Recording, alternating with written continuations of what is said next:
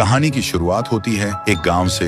नाम था चंदनपुर। उस गांव के बाहर एक 200 साल पुराना बरगद का पेड़ था। लोग कहते थे हर पूर्णिमा की रात उस पेड़ से एक लड़की के रोने की आवाज आती थी। लेकिन एक और बात थी जो पूरे गांव को खौफ में रखती थी। उस बरगद के पेड़ से एक सुनहरे रंग का मुखौटा लटका रहता था और जो भी उस मुखौटे को छूता या उसके पास जाता, ठीक 7 दिन बाद वह इंसान गांव से गायब हो जाता। ना वह जिंदा मिलता, ना उसकी लाश मिलती। इसी गांव में शहर से एक लड़का आया था, आर्यन। वह छुट्टियां मनाने अपनी नानी के घर आया था। लेकिन घर पहुंचते ही नानी ने उसे सख्त चेतावनी दी, बेटे गांव के बाहर उस बरगद के पेड़ के पास कभी मत जाना, वहाँ एक छाया रहती है। लेकिन आर्यन हंस पड़ा, नानी भूतों की कहानियां बस लोगों को डराने के लिए होती हैं और कुछ नहीं। फिर एक शाम टहलते टहलते आर्यन उस बरगद के पेड़ के पास गया। वहाँ उसने देखा पेड़ की शाख से वह सुनहरा मुखौटा लटक रहा था। आर्यन कुछ पल तक उसे घूरता रहा, फिर बिना कुछ सोचे उसने उस मुखौटे को छू लिया। जैसे ही उसने मुखौटे पर हाथ रखा, हवा अचानक ठंडी हो गई और उसके कानों में एक लड़की की दर्द भरी चीख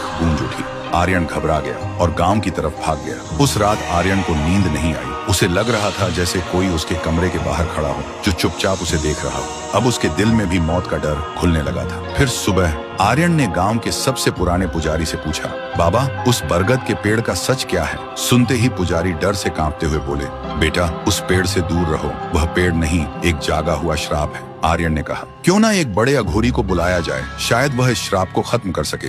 उसी शाम गांव वालों ने एक अघोरी को बुलाया। पूरा गांव उस बरगद के पेड़ के पास इकट्ठा हुआ। लेकिन अघोरी ने जैसे ही मंत्र शुरू किया, अचानक उसका एक हाथ कट गया। अघोरी जमीन पर गिर पड़ा और डर से चीख उठा, यह कोई साधारण आत्मा नहीं है, वह इंसाफ चाहती है। यह कहकर अघोरी अपनी जान बचाकर वहां से भाग गया। अब पूरे गांव में डर और गहरा हो चुका था। लेकिन आर्यन के दिमाग में अब और भी ज्यादा सवाल घूमने लगे। अघोरी ने ऐसा क्या देखा और यह आत्मा इंसाफ क्यों मांग रही है? फिर जब सब लोग वहां से चले गए, आर्यन जान हथेली पर रखकर बरगद के पेड़ के पास झाड़ियों में छिप गया। रात धीरे धीरे गहरी होती गई और ठीक आधी रात को उसने देखा उस पेड़ के अंदर से एक लड़की बाहर निकली। वह लड़की बहुत खूबसूरत थी और उसने वही मुखौटा पहना हुआ था। उसी वक्त गांव का एक आदमी घबराकर गांव से भाग रहा था। तभी वह लड़की अचानक उसके सामने आ गई। आदमी डर के मारे चिल्लाने ही वाला था कि लड़की ने उसका सिर एक ही बार में चबा डाला और अगले ही पल वह लड़की हवा में धुआं बनकर गायब हो गई और वह आदमी तड़प तड़प कर वहीं जमीन पर गिरकर मर गया।